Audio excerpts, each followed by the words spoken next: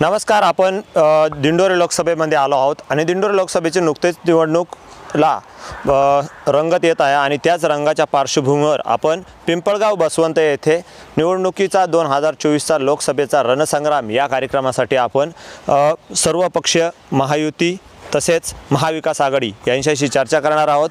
आपण सर्वात प्रथम सत्ताधारी पक्षाकडे जाणार आहोत. सत्ताधारी पक्षातील प्रतिनिधी आहे आपल्यासोबत.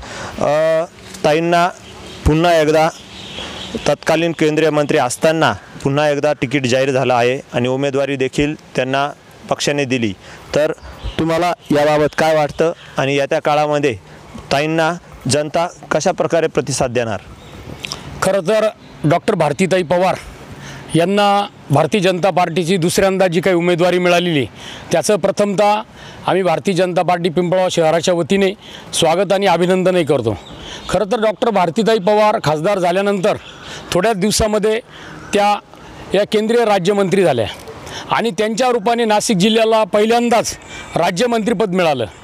राज्यमंत्रीपद मिळाल्यानंतर भारतीताईंनी खऱ्या अर्थाने संपूर्ण देशामध्ये त्याचबरोबर या मतदारसंघाच्या विकासामध्ये महत्त्वाचं सहभाग त्या ठिकाणी घेतला आणि आनंद यासाठी वाटतो का निफाड तालुक्यातील जो काही ड्रायपोर्टचा विषय गेल्या अनेक वर्षापासून पेंडिंग होता तो भारतीताईंनी त्या ठिकाणी मार्गी लावला आणि 700 कोटी रुपये मोदी सरकारच्या माध्यमातून या निफाड तालुक्यामध्ये येत आहेत. नक्कीच ही कौतुकास्पद गोष्ट आहे आणि भारतीताई चांगल्या मताने या ठिकाणी निवडून येतील यात शंका नाही. महाविकास आघाडीचे उमेदवार देखील जाहीर झाले आहे. महाविकास आघाडीचे उमेदवार हे भास्कर बगरे आहे आणि त्या संदर्भात भास्कर बगरे यांना तिकीट जाहीर झालं आहे. तर तुम्ही त्या संदर्भात काय सांगाल? एक सुशिक्षित शिक्षक आहे, गरीब परिस्थितीतून आलेला आहे आणि चांगला कार्यकर्ता आहे. ताईंनी 5 वर्षात कुठलंही काम केलेलं नाही आहे. ड्रायफ्रूट फक्त बोलण्यापुरतं आहे, प्रत्यक्षात कुठंच काही नाही. आणि ताईंच्या आधी यशवंतराव चव्हाण इथं उपपंतप्रधानमधून नाशिकमधून गेलेले आहे. बरोबर. आपण बघू शकता यांनी प्रश्न उपस्थित केला आहे. ताईंनी केंद्रीय मंत्रीपद भूषवलं पण या अगोदर देखील पंतप्रधान म्हणून पद भूषवलेलं आहे यशवंतराव चव्हाण यांनी. या मतदारसंघामध्ये डॉक्टर भारतीताई पवार यांची उमेदवारी खऱ्या अर्थानं या देशाचे पंतप्रधान मोदीजी यांनी पहिल्या टप्प्यात जी यादी जाहीर झाली त्याच्यामध्ये ही उमेदवारी जाहीर झाली आणि खऱ्या अर्थानं ह्या मतदारसंघामध्ये ताईंनी अतिशय चांगल्या प्रकारे काम केलेलं आहे आणि त्यांचा जनसंपर्क जो आहे तो चांगल्या प्रकारे त्या ठिकाणी दिसून आला. कांद्याचा प्रश्न निर्माण झाल्यानंतर ताईंनी सरकारच्या विरोधामध्ये जाऊन सरकारच्या शेतकऱ्यांची भूमिका मांडण्याचं काम ताईंनी त्या ठिकाणी केलं आणि आत्तापर्यंत कांद्याचा जेव्हा प्रश्न निर्माण झाला असेल त्यावेळेस ताईंनी खऱ्या अर्थानं आवाज उठवलेला आपण पाहिलेला आहे. परंतु आज काही लोक फक्त कांद्याचं भांडवल करतायत, परंतु याच्यापूर्वीही पवार साहेबांना कांदे मारणारा दिंडोरी त्या ठिकाणी कांदे मारण्यात आले. पवारसाहेब जेव्हा आले तेव्हा कांद्याचा प्रश्न हा कायमस्वरूपी ज्वलंत असणारा प्रश्न आहे. कारण केंद्राला निर्णय घ्यावे लागतात, ते सर्वांना विचारात घेऊन किंवा सर्व घटकांना कसा न्याय देता येईल या दृष्टीने निर्णय घ्यावे लागतात. म्हणून शेतकरी विरोधी भूमिका केंद्राची आहे असं कोणी जर भाषवित असेल तर ती भूमिका त्या ठिकाणी चुकीची आहे आणि ताईंनी जे काम केलेलं आहे ते ह्या मतदारसंघामध्ये समाधानकारक त्या ठिकाणी काम केलेलं आहे. मी पुन्हा तुमच्याकडे येईल. ताईंनी काम समाधानकारक केलेलं आहे असं त्यांचं म्हणणं आहे. आता त्यांची परिभाषा काय असेल विकासाची हे आता त्यांनाच माहीत असतील. इथं कुठल्याही प्रकारचा विकास झालेला नाही मतदारसंघात. साधा केंद्रीय मंत्री झाले भारतीताई, एक आनंदाची गोष्ट झालेली होती का आपल्या जिल्ह्यात एक केंद्राचं मंत्रिपद मिळालं. ताईंनी आश्वासनं दिले होते 2019च्या निवडणुकामध्ये की आम्ही रोजगार देऊ, कांद्यांचा प्रश्न मार्गी लावू, द्राक्षांचा प्रश्न मार्गी लावू. आश्वासनं फक्त दिली गेलेली आणि दिल्ली दरबारी जाऊन जे ताईंनी शेतकऱ्यांचे प्रश्न मांडायला पाहिजे होता, विरोध करायला पाहिजे होता. आता कांदा जी निर्यात बंदी ही उठवायला पाहिजे होती, एवढी काही मोठी गोष्ट नव्हती. या शेतकऱ्यांचा जीवाभावाचा प्रश्न आहे. या ठिकाणी कांद्याची निर्यात बंदी ताईंना साधी ती उठवताना आली. तर आज त्यांनी प्रश्न उपस्थित केला आहे की या अगोदर देखील शरद पवार साहेबांना कांदे मारण्यात आले, कांद्याचा प्रश्नाचं भांडवल करताय. बरोबर, ठीक आहे. ज्यावेळेस अशी परिस्थिती होती तर पवार साहेबांनी तातडीने बैठक बोलून त्याच दिवशी कांद्याची निर्यात बंदी उठवली आणि 72,000 कोटीची कर्जमाफी जी कधी दिली गेली नाही अशी ती कर्जमाफी फक्त शरद पवार साहेबांनी दिलेली आहे. ही फक्त देणारी कर्जमाफी फक्त शरद पवार साहेब होते, बाकी कोणीच दिलेलं नाही. 2 मिनटं मी तुमच्याकडे 72,000 कोटी रुपये कर्जमाफी दिलेली आहे असं त्यांचं म्हणणं आहे. अत्यंत चुकीची गोष्ट यांनी या ठिकाणी सांगितलेली आहे. जी 72,000 कोटीची कर्जमाफी शरद पवारांनी दिली ती फक्त आणि फक्त त्यांचे कार्यकर्ते आणि त्यांच्या नेत्यांची कर्जमाफी या ठिकाणी झालेली आहे. सहकार क्षेत्र त्यांच्या ताब्यात असताना सोसायटीचे जे आपण रजिस्टर असतं त्याच्यावरसुद्धा खाडाखोडा करून मागच्या तारखा टाकून या ठिकाणी राष्ट्रवादीवाल्यांनी नेत्यांनी आणि त्यांच्या कार्यकर्त्यांनी कर्जमाफी त्या ठिकाणी 75,000 कोटीची त्या ठिकाणी दिलेली आहे. परंतु नरेंद्र मोदी साहेबांनी शेतकरी कृषी सन्मान योजना या देशात आणून प्रत्येकी शेतकऱ्याला वर्षाला 6,000 रुपये या ठिकाणी देत आहेत. यांनी जरी एकदा 75,000 कोटी दिले, परंतु मोदी साहेबांनी 75,000 कोटी हे शेतकऱ्यांना दरवर्षी 75,000 कोटी देत आहेत मोदी साहेब. हे यांनी एकदा देऊन काय शेतकऱ्यांच्या डोळ्यामध्ये धूळफेक त्या ठिकाणी केलेली आहे. आणि राहिला ड्रायपोर्टचा विषय यांनी त्या ठिकाणी मांडला. ड्रायपोर्टच्या संदर्भामध्ये नाशिक NDC बँकेमध्ये केंद्र शासनाने त्या ठिकाणी त्यांची जे रक्कम आहे जमिनीची तीसुद्धा त्या ठिकाणी जमा झालेली आहेत, वर्ग झालेले आहेत. शेतकऱ्यांना जी जमीन अजून हस्तांतरित करायची तिचीसुद्धा कारवाई त्या ठिकाणी चालू झालेली आहे. या आचारसंहितेमुळे त्या ठिकाणी निविदा निघणार होती, परंतु आचारसंहितेमुळे अडचण आल्यामुळे ती निविदा त्या ठिकाणी निघाली नाही आणि लवकरच ती निविदा निघेल आणि लवकरात लवकर या ड्रायपोर्टचं काम त्या ठिकाणी चालू होईल. आणि या परिसरातील पुन्हा येईल ड्रायपोर्टचा प्रश्न त्यांनी उपस्थित केला. ड्रायपोर्टचा प्रश्न मोठा मार्गी लागलेला आहे. तो सर्वात मोठा प्रोजेक्ट हा नाशिक जिल्ह्यात येत आहे असं त्यांचं म्हणणं आहे. अहो BJP फक्त खोटे बोलतात आणि रेटून बोलतात. मार्गी लागलाय, अंमलबजावणी झालेली का? मार्गी लागलाय का तो कार्यक्रम? लागलेला नाही. 15 लाख देणार ही आश्वासनं दिली आणि नंतर सांगितलं हा चुनावी जुमला असतो. असं हे BJPचं आहे, फंड आहे. खोटं बोलणं, रेटून बोलणे. 72,000 कोटी कर्ज माफ केलं. त्यांचं म्हणणं होतं 72,000 कोटी कर्ज माफ केलं, परंतु नाही ऐका पूर्ण. 72,000 कोटी कर्ज शरद पवार साहेबांनी माफ केलं, परंतु खाडाखोड करून केलं असा त्यांचा आरोप आहे. मला सांगा त्या काळामध्ये किती टक्केवारी लोकांना कर्जमाफी झाली आणि त्याच्यानंतर ह्या कालखंडामध्ये जे फडणवीस असतील यांच्या कालखंडामध्ये जी 1.5 लाखाची कर्जमाफी केली होती ती किती टक्के लोकांना झाली? आणि त्या पलीकडे उद्धव साहेबांनी जे 2 लाखाचं कर्ज सरसकट माफ करण्याचे केलं याची टक्केवारी बघा. सर्वात जास्त लाभ कुठल्या शेतकऱ्यांना कुठल्या कर्जमाफी झाला याचा पण अंदाज घेऊन अभ्यास करून आपण बोललं पाहिजे. कृषी सन्मान योजना त्यांनी शेतकऱ्यांना दिली असं त्यांचं म्हणणं आहे. निश्चिंत 2,000 रुपये ते 6,000 रुपये एका कुटुंबासाठी दिले त्यांनी, पण ज्या खताची गोणी 400 ते 450 रुपये होती ती आज 1,800 रुपयाला दिल्या गेली. साधारणतः छोट्यातल्या छोट्या एका एकरसाठी 2 ते 5 हजाराचे खतं लागतात. त्या खतांची रक्कम जर आज 10 ते 20,000 रुपयावरती गेलेली आहे शासनाच्या नवीन JR आणि मला एक सांगा, सरकार म्हणतं की सबसिडीज दिल्या, आम्ही सबसिडीज दिल्या. याच्या आधी काही सबसिडीज नव्हत्या का? 450ची गोणी 2-5 वर्षामध्ये किंवा 10 वर्षामध्ये अचानकच काय ती किमतीची झाली? मग तुम्ही 6,000 रुपये शेतकऱ्यांना असे वरच्या हाताने दाखवायचे, त्यांना केविलानं प्रकार करून त्यांना काहीतरी अट घालायची आणि दुसऱ्याकडं तुम्ही त्यांच्याच खिशातून 6,000 रुपये देऊन 18,000 रुपये काढायचे. हा प्रकार चाललेला आहे. 6,000 रुपये देऊन तुम्ही 18,000 रुपये काढता असा आरोप केलेला आहे. सबसिडी अगोदर भेटत नव्हती का? काँग्रेसने 65 वर्ष राज्य केलं आणि जी काही कर्जमाफी झाली ही कॉमन मॅनला झाली नाही, ती VIP लोकांनाच झाली. पवार साहेबांनी चेहरे पाहूनच कर्जमाफी दिली, यात काही शंका घ्यायचं काम नाही. आणि पूर्वी काँग्रेसच्या काळात कुठल्याही शेतकऱ्यांना निधी भेटलेला नाही. आत्ता कमीत कमी जे रिटायर लोक आहे कमीत कमी गोळ्या औषधांसाठी ते पैसे कामात येतात, याची त्यांना पूर्ण माहिती नसावी कदाचित या ठिकाणी रिटायर लोक आहे त्यांना कमीत कमी गोळ्या औषधाला तरी पैसे कामं येतात असा त्यांचं म्हणणं आहे. पण कसं आहे, भारत देश हा शेतीप्रधान आहे, तर त्याला भीक नको हवे घामाचं दाम. फक्त शेतीच्या मालाला भाव पाहिजे. आम्हाला कोणाचं काहीच नाही ते पाहिजे असं. मग ते बोलताना तुम्ही कशाला बोलता? तर मी म्हणतो आता खताचे भाव किती वाढले, गरज नसताना निर्यात बंदी करते. कांद्याची केली निर्यात बंदी का, आता द्राक्षाची करते. असं आता सोयाबीन बोलावलं येईल विनाकारण घेणं देण्यात, लोकांना काही त्रास होतो. आपल्या देशाचं काय होईल सांगा ना.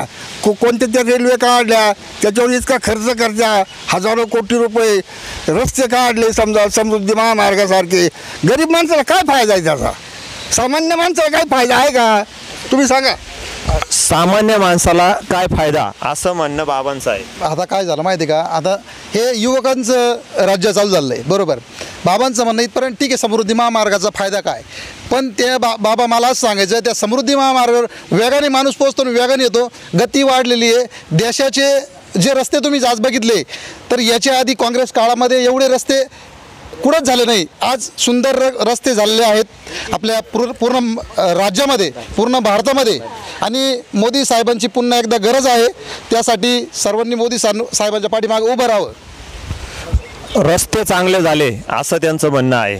रस्त्यांच्या विषयामध्ये सर्वात प्रथमतः रस्ते बांधण्याचे किंवा त्यावेळेस रस्ते निर्माण केले कोणी, त्याच्यावरती पूर्वीच्या काळामध्ये 10-10, 20-20 लाख रुपयामध्ये 1-2 किलोमीटरचे रस्ते व्हायचे. आज त्याच रस्त्यांना तुम्ही 1 किलोमीटरसाठी 1.5 2 कोटी रुपयाच्या वरती खर्च दाखवतात. लांबचं उदाहरण नाही देत, मी माझ्याच गावातलं उदाहरण देतो. 750 मीटरसाठी 7.5 कोटी रुपयाचे रस्त्यासाठी निधी दिला आणि त्या रस्त्याची अवस्था काय, एवढंच मला यांना विचारायचं आहे. 750 मीटर रस्त्यासाठी 7.5 कोटी रुपये खर्च केला असं त्यांचं म्हणणं आहे. सगळ्यात मेन मुद्दा जे कोण आमचे विरोधक आहे त्यांना मला सांगायचं आहे, 2014ची रस्त्यांची अवस्था आणि 2014 नंतर रस्त्यांची अवस्था ही त्यांच्या समोर आहेत. आणि सगळ्यात मेन सांगतो, ज्या रस्त्याला कधी डांबर पडलं नाही ते रस्ते आज कॉन्क्रीट झाले. तुम्ही आता इथून वणीला जर गेले तर कमीत कमी 2-2.5 फुटाचा लेअर हा सिमेंट कॉन्क्रीटचा, त्यामध्ये स्टील टाकून तो 1 नंबरचा 25 वर्ष ज्याला गॅरंटी म्हणता येईल असे रस्ते या ठिकाणी होत आहेत. हे आपण बघितलं असेल. भारतीताईंच्या माध्यमातून ही काही स्ट्रीट लाईट या ठिकाणी आपल्याला समोर दिसती. 1.5 कोटीची स्ट्रीट लाईट या ठिकाणी आलीत. हर घर जल हर घर पाणी ही जी काही योजना आहे नरेंद्र मोदींची, 36 कोटी रुपये या पिंपळगाव शहरामध्ये आले. आणि आज जी काही पाईपलाईन पिंपळगाव शहरामध्ये चाललीत ही केवळ केंद्र सरकारच्या माध्यमातून 36 कोटीची पाणी योजना या पिंपळगाव शहरात आली. त्याचप्रमाणे तुम्हाला सांगतो, पूर्वी वित्त आयोगाचे पैसे यायचे, ते वित्त आयोगाचे पैसे स्वतः राजीव गांधींनी सांगितलं ते आधी महाराष्ट्र सरकारकडे जायचे, महाराष्ट्र सरकारकडून झेडपी द्यायचे, झेडपीतून पंचायत समिती आणि मग ते ग्रामपंचायतला मिळायची. म्हणजे लाख रुपये जर केंद्र सरकारने टाकले तर फक्त 10,000 रुपये त्या ग्रामपंचायतला मिळायचे. मोदी साहेबांनी सगळं ऑनलाईन केलं, 360 सेवा ऑनलाईन केल्या. 2.25 कोटी रुपयाचा 14 वित्त आयोगाचा निधी या पिंपळगाव ग्रामपंचायतला केंद्र सरकारचा त्या ठिकाणी मिळाला. नकळत हे केंद्र सरकारचे पैसे त्या ठिकाणी मिळालेत आणि त्याचे नॉर्म सुद्धा ठरलेले आहेत. 1 मिनिट, मी परत तुमच्याकडे येईन. केंद्र सरकारने ऑनलाईन केलं आणि निधी त्यांच्याकडे आला. बरं, सर्वात महत्त्वाचं म्हणजे जो वित्त आयोग जो आहे त्याच्यातील शासनाचे पूर्वीचे जे धोरण होते, आता त्यांनी सांगितलं त्यांच्या म्हणण्यानुसार राजीव गांधींचं त्यांचं कोट केलं त्यांनी. त्या पलीकडे मी विचारतोय की 14 वित्त आयोगाचे त्यावेळेसचे नॉर्म्स कंडिशन्स काय होते. आज 14 वित्त आयोगातून आपल्याला स्थानिक प्रशासनासाठी किती खर्च करता येतो आणि इतर खर्च कुठल्या कामासाठी केला जातो हे पण त्यांना विचारा. रस्ता अतिशय उत्कृष्ट केलेला आहे पिंपळगाव ते वणी. एक मिनिट त्यांनी रस्त्याचाच विषय निघाला म्हणून मला विचारायचं आहे, 7.5 कोटीचा रस्ता कुठल्या काळामध्ये आणि कधी झालेलं, त्याची पूर्ण अवस्था झालेली, किती वर्षापूर्वीचा आहे, रुचा हॉटेल तर निफाड फाटा, एवढा प्रश्न विचारा. आणि मग बाकी वित्त आयोगावर बोलले. आता माझ्या गावचं मी 25 वर्षापासून ग्रामपंचायत सदस्य आहे. 1 कोटी रुपये गावचं बजेट आहे वित्त आयोगाचं धरून आणि 75 लाख रुपये स्ट्रीट लाईटचं बिलच आहे. स्ट्रीट लाईटचं बिलच 75 लाख रुपये. एक minute, let me complete. Street लाईटचा पण विषय जर 75 लाख रुपये गावांनी बिल भरायचे तर बाकीचा विकास करायचा कुठून, हा माझा मुद्दा आहे. 2 मिनिट. स्टेट लाईटचा 75 लाख रुपये बिल स्टेट लाईटचंच भरतायत, तर गावाचा विकास करायचा कधी हा प्रश्न तेथील सदस्यांचा आहे. आम्ही रिपब्लिकन पार्टी ऑफ इंडियाचे आमचे राष्ट्रीय अध्यक्ष केंद्रीय मंत्री रामदासजी आठवले साहेब यांच्या नेतृत्वाखाली रिपब्लिकन पार्टी ऑफ इंडियाचं महाराष्ट्रात काम करतो. रामदास आठवले साहेबांच्या RPIची भारतीय जनता पार्टीशी युती आहे आणि आतापर्यंतच्या इतिहासात असं आहे, आठवले साहेब या बाजूला जातात त्या पक्षाची सत्ता येते. रामदास आठवलेंच्या नेतृत्वाखाली समाजाचं केंद्रीय सामाजिक मंत्री म्हणून समाजाचं काम आम्ही आठवले साहेबाकडून करून घेतो आणि समाजाच्या शेवटच्या घटकासाठी चांगल्या पद्धतीनं काम करता येतं. 2 मिनिटं. स्टेट लाईटचा मुद्दा आहे. स्टेट लाईटचं बिलच त्यांचं म्हणणं आहे, स्टेट लाईटचं बिलच 75 लाख. त्याच्यामध्ये कमी आहे. स्ट्रीट लाईटचं बिल हे सरकार भरतं जिल्हा परिषदेमार्फत स्ट्रीट लाईटचं सगळे बिलं या ठिकाणी भरले जातात. त्याच्यामुळे ग्रामपंचायतीवर त्याचा कुठलाही बोजा त्या ठिकाणी नसतो. म्हणणं 14 वित्त आयोगातूनच ते वर्ग केले जातात. सरकार भरतं. 14 वित्त आयोगाचा प्रश्न कुठे? 14 वित्त आयोग हा विषय असा आहे, 14 वित्त आयोगाचे जे नॉर्म्स ठरलेले आहेत, खर्चित निधी आणि अखर्चित निधी.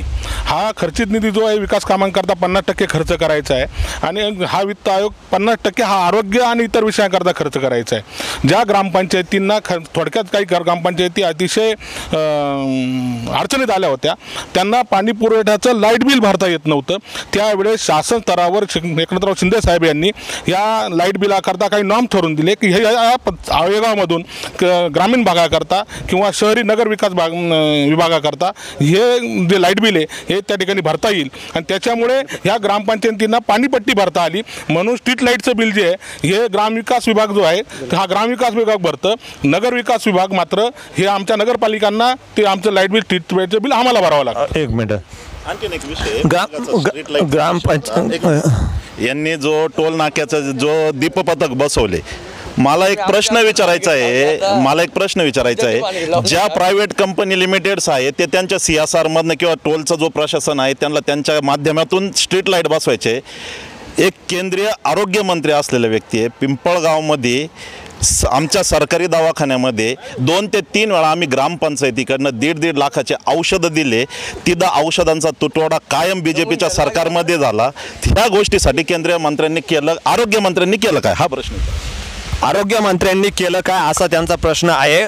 दरवर्षी 1.5 लाख रुपयाचे 1.5 लाख रुपयाचे 2 वेळा औषधं घ्यावं लागतात. काय कारण? नगरपंचायतला ग्रामपंचायत त्यांचा काय जो अभ्यास आहे तो फारच अपूर्ण आहे. पहिली गोष्ट, त्यांनी जो काही सांगितला 1.5 किलोमीटरचा रस्ता, किती 1.5 कोटीचा, त्यांना 7.5, त्यांना हा प्रश्न विचारा, हा रस्ता कोणाच्या काळात मंजूर झाला? हा महाविकास आघाडी म्हणजे उद्धव ठाकरे मुख्यमंत्री असताना त्यांच्या काळात मंजूर झालेला रस्ता. त्यांनी औषधाचा प्रश्न उपस्थित तुम्ही काढा, त्यांनी औषधाच्याच काळात त्यांचा जो मुद्दा मी तो क्लिअर करतो. आधी पहिला, हा महाविकास आघाडीच्या काळात झालेला रस्ता आहे, तो त्यांचाच रस्ता आहे. आणि राहिला प्रश्न औषधाचा, तुम्ही प्रत्येक ठिकाणची माहिती घ्या. जिथं जिथं भारतीताईंना या प्रकारचे निवेदनं देण्यात आले काही तर औषधाचा तुटवडा आहे, त्यावेळेस त्या ठिकाणी भारतीताईंनी त्या पद्धतीचे निरोप देऊन अधिकाऱ्यांना सांगून त्या औषधाचा पुरवठा त्या ठिकाणी कायम केलेला आहे. आम्ही चिंचखेडला गेलो होतो, कोरोना काळामध्ये भारतीताई स्वतःही बाकीचे मंत्री घरी बसलेले असताना 2दा भारतीताईंना कोरोना झाला, परंतु अधिकाऱ्यांच्या बैठकी घेऊन सगळ्यांना लस देण्याचं काम असेल, रेमडेसिवीर देण्याचं काम पिंपळगाव शहरामध्ये भारतीताईंनी त्या ठिकाणी केलेलं आहे. भारतीताईंना जिथे जिथे निवेदन दिले तिथे तिथे गोळ्यांचे नियोजन करण्यात आले आहे असं त्यांचं म्हणणं आहे. आता माझ्या ग्रामसेवकाला फोन करा, आम्ही 2 लाखाचे औषधं खेडगाव PSCला दिले. आम्ही दिले स्वतः ग्रामपंचायतीने. आता जाऊन बघा, तिथं कुत्र्याचं इंजेक्शन सुद्धा नाही. ते रेबीट काय म्हणतात, ते रेबीजचं इंजेक्शन, हे काय सांगताय? त्यांचं म्हणणं आहे जिथे जिथे निवेदन दिले. खेडगावला दवाखाना झालेला आहे, मागच्या काळातल्या सरकारने मंजूर केला, राज्य सरकारने. वर्ष होऊन गेलं, त्याचं उद्घाटन नाही, काहीच नाही. आत्ता बिगर फर्निचरचा दवाखाना चालू आहे, बिगर फर्निचर, निम्मे कर्मचारी नाही आहे, औषधं पंचायत देती. हे काय सांगते आरोग्य मंत्र्याचा मतदारसंघ? कर्मचारी नाही असं त्यांचं म्हणणं आहे. बिगर फर्निचरचा दवाखाना चालू करण्यात आलेला आहे. केंद्रीय आरोग्य मंत्री त्या ठिकाणी राज्यमंत्री झाल्यानंतर भारतीताईंनी तुम्ही अभ्यास करा, जवळपास 75 PSC या संपूर्ण आपल्या दिंडोरी लोकसभा मतदारसंघामध्ये या ठिकाणी चाललेली आहे. ही निवडणूक लोकसभेची आहे, त्याच्यामुळे कुठे एका गावावर बोलण्यापेक्षा निश्चितपणानं आपण लोकसभेवर त्या ठिकाणी बोललं पाहिजे असं मला वाटतं. आणि 75 ज्यावेळेस PSC या ठिकाणी झालेले आहेत, जवळपास 5-6 कोटी, माझ्या त्यांनी फाडला तर जवळपास 25 कोटींची 100 खाटांचं PSC, प्रत्येक तालुका स्तरावर 25 खाटांचं PSC सेंटर या ठिकाणी ताईंच्या माध्यमातून मंजूर झालेलं आहे. त्याच्यामुळे आरोग्याचं सुद्धा काम हे या ठिकाणी मोठं भारतीताईंच्या माध्यमातून झालेलं आहे. त्यांचं म्हणणं असं आहे की प्रत्येक PSC 25 कार्टाची PSC 75 PSC मतदारसंघात भारतीताईंनी केलेले आहे. आरोग्यमंत्री असताना भारतीताईंनी काहीच पुरवठा लक्ष दिलेलं नाही, अजिबात लक्ष दिलेलं नाही. पेटची अवस्था तुम्ही जर PSCची पाहिली वाईट आहे, दिंडोरीची वाईट आहे. लेडीज डॉक्टरसुद्धा नाही या आदिवासी भागात. ही अवस्था आहे आपल्या आरोग्य सेवेची. आणि त्यांच्या काळात काही विकास झालेला नाही. योजना सुद्धा बंद आरोग्याचं पूर्ण पंतप्रधान सडक योजना ना बंद झाली ती. 25 PSCचे नावं सांगा ना, PSCचे नावं सांगा. आणि तिथं रिक्त डॉक्टर आहे का, जागा आहे का, डॉक्टर किती आहे. अजून एक विषय, आशा वर्कर आणि ग्रामीण भागातील जो मनरेगाच्या माध्यमातून काही कामं झालेले, अशा काही लोकांचे 2-2, 3-3 महिन्याच्या शासनाकडून पगार नाही झालेले. आशा वर्कर अनेक ठिकाणी जागा रिक्त, त्या जागा का भरल्या नाही. ॲम्ब्युलन्सला ड्रायव्हर नाही, गाडी असून ड्रायव्हर नाही. त्यांचं म्हणणं कर्मचाऱ्यांचा तुटवडा आहे. कर्मचाऱ्यांच्या तुटवड्याबाबत बोला. 60 वर्षामध्ये देशाची जी दुर्दशा यांनी करून ठेवलेली काँग्रेसवाल्यांनी, ती 10 वर्षामध्ये दुरुस्त करता येते. आणि याबद्दल बोलण्याचं आहे कारण याच्या आधी 25 वर्ष या मतदारसंघामध्ये काँग्रेसचे खासदार होते. मी त्यांचं नाव घेत नाही कारण ते आता काळाच्या पडद्याआड गेलेत. त्या खासदारांना कोणीच 25 वर्ष पाहिलं नाही. त्यांनी एखाद्या किलोमीटरचा कुठे रस्ता बांधला हे तरी तुम्ही मला दाखवा. 10 वर्षामध्ये देशाची सगळी परिस्थिती सुधरू शकत नाही. आणि सगळ्यात महत्त्वाचं की केंद्रीय आरोग्य राज्यमंत्री ह्या फक्त निफाड तालुक्याच्या पुरत्या मर्यादित नाही तर काश्मीरपासून तर कन्याकुमारीपर्यंत त्यांना, आणि 5 वर्षामध्ये एवढं सगळं होऊ शकत नाही. लक्षात घ्या, देशाच्या कानाकोपऱ्यात त्यांना जाऊन पोहोचायचं आहे. आणि याच्या आधीच्या एक लक्षात घ्या, याच्या आधी गेल्या 70 वर्षामध्ये कुठल्याही खासदाराचा एवढा जनसंपर्क नसेल, एवढा जनसंपर्क त्यांनी ठेवलेला आहे. प्रत्येक परिवारामध्ये जाऊन पोहोचले आहेत. आणि याच्या पलीकडे मी सांगतो राष्ट्र आधी आणि व्यक्ती आणि पक्ष आणि समाज हा नंतर. तुम्ही राष्ट्राला प्राधान्य द्या आणि आमच्या बरोबर या. राष्ट्राला प्राधान्य द्यायचं नसेल तर तुम्ही राष्ट्र जर उभं राहिलं तरच तुम्ही आपण उभे राहू. राष्ट्र उभं राहणार नसेल तर आपण काही करू शकत नाही. ध्यानात घ्या, राष्ट्र उभं राहील तर राष्ट्रासाठी गांधीजींनी जे त्याग करेल, गांधी नेहरू परिवारांनी, तो कोणीच त्याग करेल नाहीये. जे गांधी परिवारांनी, नेहरू परिवारांनी, जे काँग्रेसच्या लोकांनी त्याग करेल. स्वातंत्र्याच्या लढायात फक्त काँग्रेसची होतात, बाकीच्या लोकांनी स्वातंत्र्याच्या लढायात विरोधात काम करायचे. त्यांचं म्हणणं 70 वर्षामध्ये विकास झालाच नाही. 70 वर्षात मार्केट स्थापन कधी झाल्या. काँग्रेसच्याच काळात सगळे झालेले. मार्केट कमिट्या कधी स्थापना झाल्या, कोणाच्या काळात झाल्या. सहकर्तृत्व कोणाच्या काळात स्थापना झाल्या. कारखाने कोणाच्या स्थापना झाले. आपल्याकडे ही मराठा विद्या प्रसारक समाज हीच संस्था ज्या तिथं मीटिंग घेतो आपण, हे कोणाच्या काळात झालं. कारखाने बंद पडले असतील तर काही चुकीच्या लोकांच्या धोरणामुळं आम्ही कारखाने आणि सहकार तत्व संपवायचं काम कोणी केलं. NDCC असतील किंवा जिल्हा बँक प्रत्येक याच्यातले असतील तर काय परिस्थिती आहे. इथल्या स्थानिक केंद्रीय मंत्री आहे, त्यांनी शेतकऱ्यांविषयी काय विषय घेतले. अचानक कांद्या निर्यात बंद केली, त्याच्यानंतर कोल्ड स्टोरेजच्या याच्यामध्ये पूर्ण पहिले सवलती दिल्या जायच्या, त्या कोल्ड स्टोरेजच्या सवलती बंद झाल्या. कांदा असेल, द्राक्ष असेल, टोमॅटो असेल, भाजीपाला असेल, काय परिस्थिती आहे. आणि शेतकऱ्यांच्या विषयात शासनाने कुठलं एक चांगलं धोरण घेतलं असेल ज्याच्याने शेतकऱ्याचं उत्पन्न वाढलं असेल. उत्पन्न तर कमीच झालं पण त्याच्या 4 ते 5 पट खर्च वाढले शेतकऱ्यांचे. कांदा निर्यातीबाबत त्यांचं म्हणणं, कांदा निर्यात बंद केली. द्राक्षांच्या आधी त्यांच्या मुद्द्यावर होतो मी.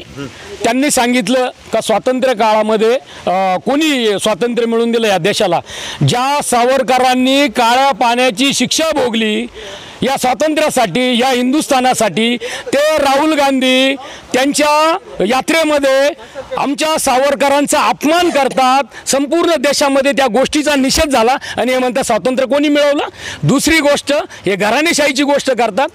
राहुल गांधी, नंतर इंदिरा गांधी, नेहरू गांधी, सगळे गांधी. मला सांगाव, वाजपेयींच्या जे खातं होतं त्यांच्या खात्यावर 10,000 रुपये सुद्धा शेवटी मिळाले. पंतप्रधान पद सोडल्यानंतर ही अवस्था याच्यामध्ये आहेत. आणि यांनी कांद्याचा विषय काढला. कांद्याची गोष्ट सांगतो मी. मागच्या संसदेच्या याच्यामध्ये राहुल गांधींनी सांगितलं प्याज महंगा हो गया है. ऐका विरोधक, राहुल गांधींनी सांगितलं संसदेमध्ये प्याज महंगा हो गया है, मी वॉकआउट करतो. सगळे खासदार घेऊन हा राहुल गांधी बाहेर गेला. ही लढाई भारतीताई आणि कोणाची नाही, ही लढाई राहुल गांधी आणि नरेंद्र मोदींची आहे. तुलना दोघांची होणार आहे, एकाची होणार नाही. राहुल गांधी पाहिजे का मोदी पाहिजे? आज आंतरराष्ट्रीय लेवलवर भारताची प्रतिमा किती उंचवली, देश किती सुरक्षित झाला, हा देश म्हणून विचार केला पाहिजे. देश म्हणून विचार केला पाहिजे. आणि राहुल गांधी किंवा नरेंद्र मोदी ही अशी लढाई आहे. आमच्या मित्रांनी एक चांगलं बोलले का पूर्ण जगाभरात मोदींची प्रसिद्धी झाली देशात. या ठीक आहे, आत्ताच 2024चं एक रिपोर्ट आलेलं आहे का किती लोक आपले जगातले खुश आहे. आपला राज्य, आपला देश, लाज वाटते मला बोलायला, 128व्या नंबरला आहे. आपला जो शत्रू मित्र आहे, जो शत्रू आहे त्याच्यापेक्षा पण आपल्या मागे झालेला आहे तो. घराणीशाहीवर बोलतात ना, घराणीशाहीवर बोलतात ना. 2 लाख कोटी कर्ज करून ठेवलं मोदींनी. 1,000 कोटी 2 कोटीचा 2 लाख कोटी कर्ज.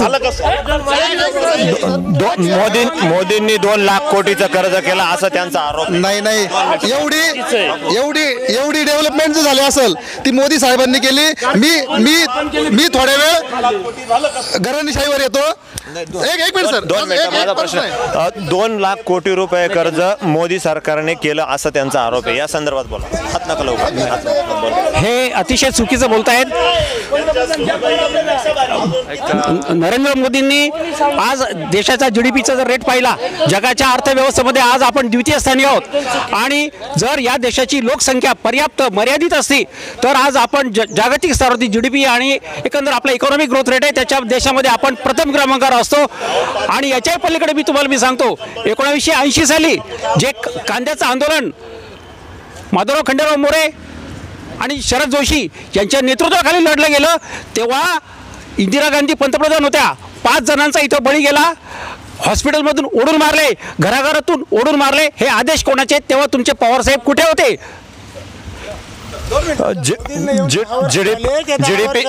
जीडीपी च्या तुलनेत आपण जगात 2 नंबरला आहोत असं त्यांचं म्हणणं आहे. सगळे खोटे आकडेवारी, याच्यात काही तथ्य नाही. हे सगळं मोदी मीडियाने पसरवलेली आकडेवारी आहे, सगळं अंधभक्त झालेले, याच्यात काहीही तथ्य नाही. त्यांचं म्हणणं असं आहे की शेतकरी आंदोलन झालं होतं, त्यामध्ये शरद जोशींच्या आंदोलनामध्ये 6 जणांचा मृत्यू झाला. त्या वेळेस काय केली? आता जे शेतकरी आंदोलन झालं त्याच्यात 750 लोक मृत्युमुखी पडले. त्याचं काय झालं?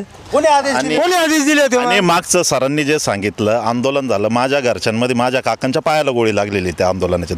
आणि आम्ही त्या आंदोलनाचे त्या गोष्टीचं घरच्यांनी सांगितलेलं, माझ्या घरच्यांना गोळ्या खाल्लेल्या घरानं आमचे. आणि त्या गोष्टीवर इतरांनी ऐका गोळ्यांचं जे झालं त्याच्यामुळं आम्ही हा विचार केला की यांचा अतिरेक झाला तर नवीन माणूस पाहू. आम्ही 2 वेळा मोदींना निवडून दिलं, पण यावेळेस आमची इच्छा नाही. मोदींना दोन त्यांचं म्हणणं आहे. प्रश्नाचं उत्तर देतो. पहिलं, आमच्या मित्राला हे माहीत नाही ज्यांनी गोळ्या मारल्या ती ऑर्डर ही त्यांच्याच पक्षाने दिली होती. हे त्यांना माहीत नसेल, त्यांनी त्याचा अभ्यास करून उत्तर द्यावे. गोळे मारणारे त्यांचेच लोक होते. त्यांचं म्हणणं असं आहे की ज्या मोदी सरकारने 2 वेळा मोदींना पंतप्रधान केलेलं आहे, तर आता नकोय, तर त्या संदर्भात काय बोला? अहो, काँग्रेसने 70 वर्ष जे मराठी भाषेत बोलतो जे खरकट केलं ते 10 वर्षात होईल का? आपलं घरातलं जर आपल्याच्याने किराणा आणायचा असेल तर 7 दिवसांनी आपण चिठ्ठी घेऊन 7 दिवसानंतर किराणा घरच्यांना नेऊन देतो. त्यांना देश सांभाळायचा आहे.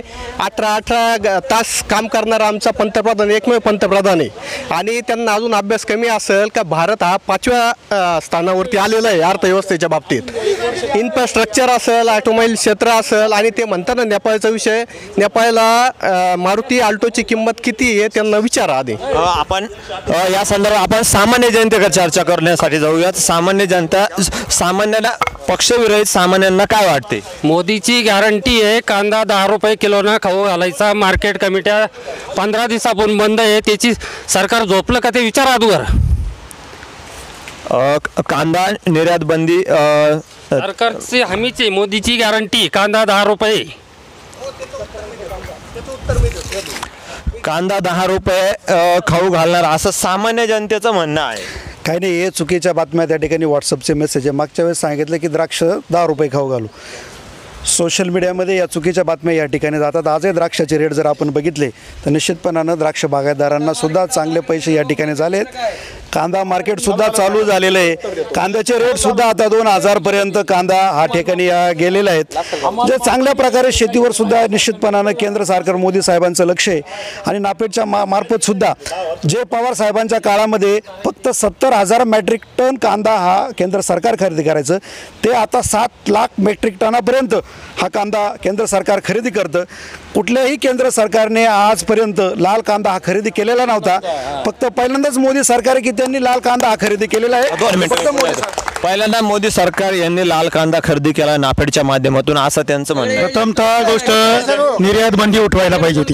ठीक आहे, काय हरकत नाही. त्यांनी 10 रुपयाला कांदा देऊ, 20 रुपयाला 10 रुपयाला देऊ, पण शेतकऱ्यांना हमी भाव देऊन 40 रुपये तरी निदान कांद्याचा भाव हमी भाव खरेदी केला पाहिजे सरकारने. आणि भले तर 10 रुपयांना देऊ, आम्हाला काय अडचण नाही त्याची. कांदा निर्यातीबाबत काय सांगा? कांदा निर्यात आज 11 दिवसापासून बंद आहे. कांदा निर्यात बंद झाल्यापासून बोलू द्या, तुम्ही बोलला आता मला बोल द्या. बांगलादेशला द्राक्ष जात होते, आज ड्युटी 120 रुपये ड्युटी लावलेली. त्याच्यावरती मोदी सरकारने काय नियोजन केले? 120 रुपये किलो मागे लावली. त्याच्यावर मोदी सरकारने काय शेतकऱ्यांचा फायदा केला? शेतीविषयक धोरण काय मोदींचे? 11 दिवसापासून द्राक्षाचा विषय यांनी काढला. द्राक्षावर मोदी सरकारने ड्युटी नाही लावलेली, ही बांगलादेश सरकारने त्या ठिकाणी ड्युटी लावलेली. खऱ्या अर्थानं अभ्यास करून या ठिकाणी बोललं पाहिजे. कुठल्या सरकारने ड्युटी लावायची हे त्या सरकारचं त्या ठिकाणी काम आहे. आज तेवढी ड्युटी असून सुद्धा बांगलाचे रेट द्राक्षाचे हे 6,000 ते 7,000 रुपये क्विंटलनी त्या ठिकाणी मिळते.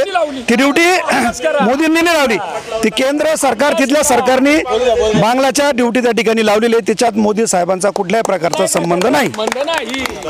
मोदी साहेबांचा कुठल्याही प्रकारचा संबंध ही बांगलादेश सरकारनेच लावली गे. मग तुमची 56 इंच छाती गेली कुठं? एक बाई तुमच्या 1 किलो द्राक्षाला 120 रुपये किलो ड्युटी लावती एक बाई, मग 56 इंच छाती गेली कुठं? विश्वामध्ये जगाला सांगतात मोदी विश्वामध्ये भारताचा डंका वाजवतात, पण शेजारच्या 4 देशांबरोबर भारताची स्थिती काय आहे? सगळ्यात जास्त शेजारच्या देशांचे संबंध खराब झाले. त्यात बांगलादेश एक मित्र देश आहे. त्या देशामधल्या ज्या आहे त्यांच्याबरोबर ह्या गोष्टी मिळून शेतकऱ्यांसाठी काही निर्णय घेता का आले नाही 10 वर्षामध्ये? हा प्रश्न त्यांना विचारा. मित्र पक्ष काय विचार त्यांचं म्हणणं असं आहे का मित्र पक्ष देशाच्या आजूबाजूच्या देशांबरोबर चांगले संबंध असून निर्यातीचे धोरणं का सुधारवता आले? निश्चितपणानं ते मोदी साहेब त्या ठिकाणी सुधारतात, पण एखाद्या देशाची आर्थिक परिस्थिती जर खराब असेल, आज बांगलाचा जर आपण विचार केला तर निश्चितपणानं त्यांच्याकडे परकीय चलनच द्यायला नाही आपल्याला. आपण जर तिथं एक्सपोर्ट केला तर ते आपल्याला परकीय चलन जे विदेशी आपण चलन म्हणतो ते देण्यासाठी त्यांच्याकडे गंगाजळी ही नाही आहे. ती जर नसले तर कधी काय भारत पुरवेल का त्यांना? त्याच्यामुळे त्यांनी त्यांची इम्पोर्ट ड्युटी त्या ठिकाणी वाढवलेली आहे. त्याला भारत काय करणार? संबंध जरी चांगले असले, आता यांचे आपले संबंध जरी चांगले असले म्हणून आपण काय दुसऱ्याचं घर थोडी चालवणार आहे काय? तर शेवटी ज्याचा त्याच्या देशाचा विचार हा ज्याच्या त्याच्या देशाचे पंतप्रधान त्या ठिकाणी करणार आहे. त्यामुळे देशाचे संबंध जरी चांगले आहेत परंतु त्यांची आर्थिक परिस्थितीच त्या ठिकाणी खराब आहे. तर हा व्यापाराचा विषय आहे, हा काही मानवतेचा विषय नाही, हा व्यापाराचा विषय. त्याच्यामुळे निश्चितपणानं एक चांगलं काम मोदी साहेब या ठिकाणी करतायत आणि ती ड्युटी जी लावली आहे ती त्यांच्या सरकारने. कांदा निर्यातीबाबत त्यांनी म्हणणं असं आहे का बांगलादेशाचे जे धोरणं आहे त्यांनी आर्थिक परिस्थिती नाजूक असल्यामुळे त्यांच्याबरोबर व्यवहार करू शकत. बांगलादेशची नाजूक परिस्थिती, चांगली परिस्थिती बघा तुम्ही, भारतापेक्षा चांगली. बांगलादेशची GDP आजही चांगली, आपलीपेक्षा चांगली. आणि बांगलादेशमधून 2 मिनिटं इतर राज्यामधून इतर देशांमध्ये सुद्धा बांगलादेशमधून द्राक्षे आणि कांदे. लोकसभेतील प्रश्नांबाबत काय सांगाल? लोकसभेत ताईंनी कोणताही प्रश्न विचारणे, अर्थात ते मंत्री आहे त्यांना विचारायचा अधिकार नाही, पण ज्यांनी प्रश्न विचारले त्याचे उत्तर त्यांनी दिले नाही कधीच लोकसभेत. प्रश्न नाही बोला. केंद्र काय आपल्या लोकसभा मतदारसंघामध्ये आपल्याला काय काय त्रुटी आढळून आल्या? आपल्याकडं मतदारसंघामध्ये दिंडोरी करून खास करून ह्या मतदारसंघामध्ये केंद्रीय मंत्र्यांनी किती नवीन PSCCची स्थापना केली असेल, किती रस्त्यांचे कामं केले स्वाय निधीतून बरं का. दुसऱ्या कुठल्या कॉर्पोरेट कंपनीच्या CSRचा याच्यात उल्लेख केला नाही पाहिजे. स्वाय निधीतून किती रुपये दिले, त्याच्यानंतर PSCमध्ये काय नव्याने तरतुदी केल्या, शासनाच्या नवीन धोरणामध्ये शेतकऱ्यांसाठी मार्केट कमिटीजमध्ये होणारे जे गोंधळ आहे किंवा कांदाचा जो निर्यात बंदी खुल्याचा जो विषय आहे त्याच्यावरती काय विषय मांडला. तिसरा विषय अजून ह्या परिसरामध्ये त्यांच्याकडील काही आदिवासी भाग आहे, तिथं काही विळा हातोडी म्हणजे कम्युनिस्ट पक्षाचे काही गरीब शेतकरी आहे, त्यांना 50 वर्षापूर्वी काही धरणामध्ये गेलेल्या जमिनी होत्या, त्या जमिनींच्या अधिग्रहणासाठी भारतीताईंनी किंवा स्थानिक केंद्रीय मंत्र्यांनी काय केलं, एवढाच प्रश्न. सगळ्यात महत्त्वाचा मुद्दा ते सांगू राहिले. त्यांना म्हणा खासदारांना निधी किती असतो हे त्यांना विचारा. प्रत्येक खासदारला निधी ठरलेला असतो. 5 कोटी रुपये निधी ठरलेला आहे आणि 3000 वाड्या वस्त्या या मतदारसंघात येतात. जर 5 कोटीला गुणिले केलं, आता ऐकून घ्या 5 कोटी रुपयाला गुणिले केलं तर 30,000 रुपये हे एका याला येतात. परत तुमच्याकडे येतो. हे 2000 हे बोलले 5 कोटी ना, 19,048 कुठून आले, कुठून हे डुप्लिकेट कॅलेंडर छापले गेलेले, फक्त कागदावर हे बनावट कागद छापले गेलेले आणि कॅलेंडरचा खर्च 19,048 कोटी रुपये स्वनिधी म्हटले.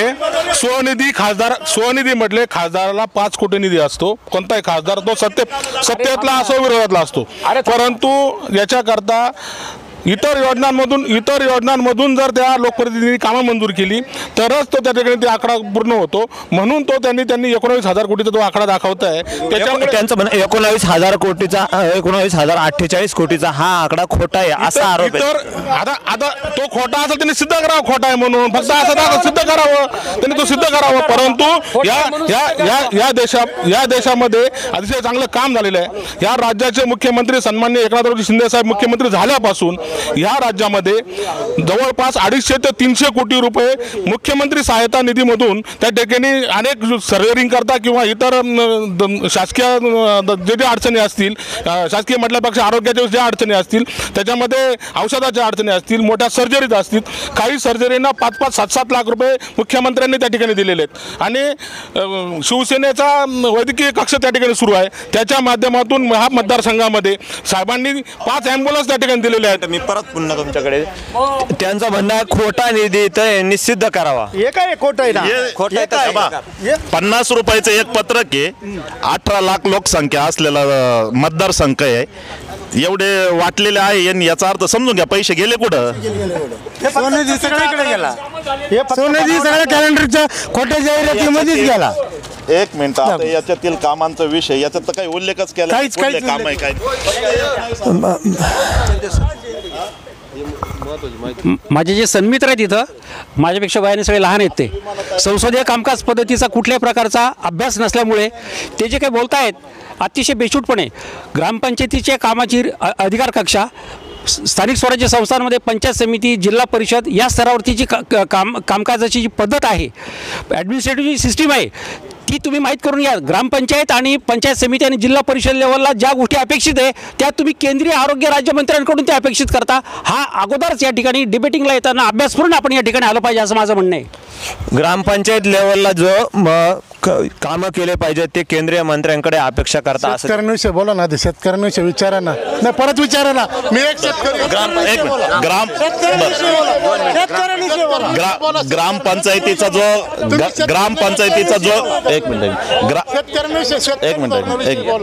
ग्रामपंचायतीच्या विषयात सरांनी सांगितलं की ते वेगवेगळ्या फंडातून कामं येतात. ठीक आहे, मान्य करतो, पण त्याचं जे काम करण्याची पद्धत आहे त्याचा जो फॉलोअप घेतो. आणि तुम्हाला सांगतो हे 19,000 कोटी मधले जो निधी दिलेला ना त्याच्यात काही 15 वित्त आयोग असेल, महाराष्ट्र शासनाचा असेल, हा पण विषय येतो. म्हणजे याचा अर्थ काय यांनी ते केलं कशाला खोट्या बातम्या देऊन मोठे करायचे, हाय त्या गोष्टीचं करायचं. आणि सगळ्यात महत्त्वाचं हे म्हणत्या भ्रष्टाचार केले. 70,000 कोटीच्या धरणाचा घोटाळा करणार, धरणात मुतणारा माणूस यांना गोड लागतो. त्याच्यानंतर आदर्श घोटाळावाला घेतला, तो गोड लागला. त्याच्यानंतर भुजबळ ज्यांनी तुरुंगवास केला, म्हणजे बीजेपी ज्याच्यावर जे भ्रष्टाचारी आहे, त्यांनी BJPत जायचं, वॉशिंग मशीन आहे BJP एक, तिथं ड्राय क्लीन व्हायचं आणि क्लीन चिट घेऊन टाकायची, हे BJPचं काम. भ्रष्टाचारी लोकांना BJP ड्राय क्लीन केलं जातं असा त्यांचा आरोप आहे. मुळामध्ये भ्रष्टाचार आणि काँग्रेस ह्या एका नाण्याच्या दोन बाजू आहेत आणि त्यांच्या कच्छपी लागून इतर जे पक्ष आहेत पक्ष तुम्हीच घेऊन आले नाही, तुम्ही नाही चुकीचं बोलताय, मी नाही.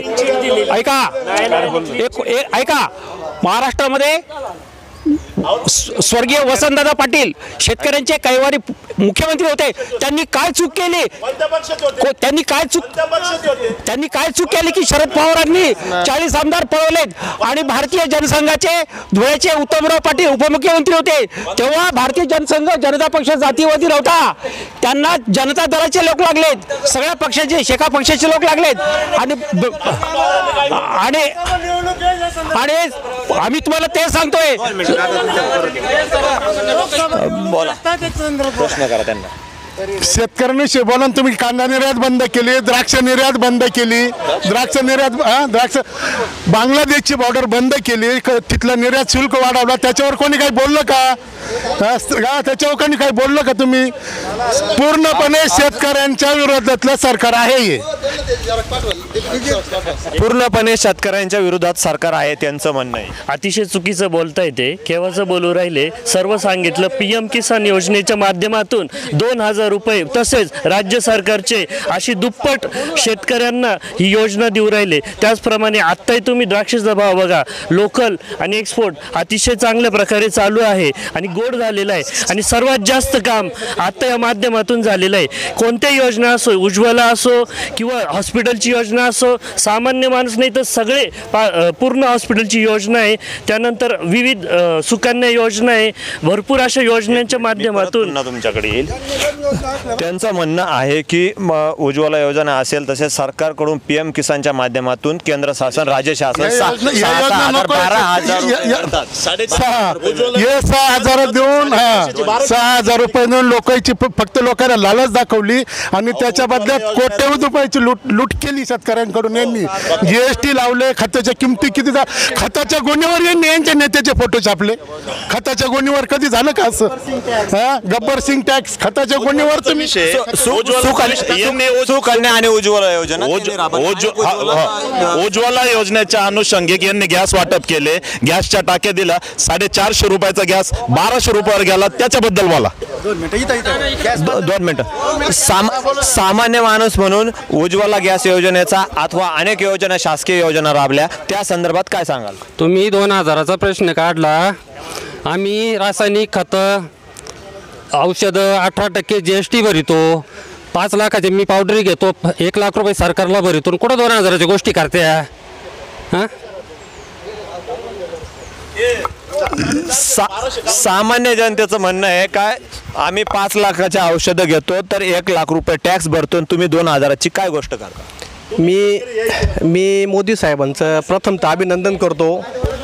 कोविडच्या काळात मी स्वतः लाभार्थी, मी फ्लॅट घेतला 20 लाखाचा, मला 2,67,000 रुपये सबसिडी भेटली. कोविडमध्ये फ्री धान्य भेटलं, त्यानंतर 100 रुपयात गॅस भेटला, त्यानंतर आवास योजनेमध्ये आहे, त्यानंतर गोरगरिबांचे घरं झाले. काँग्रेसच्या काळात कोणी घरं दिले?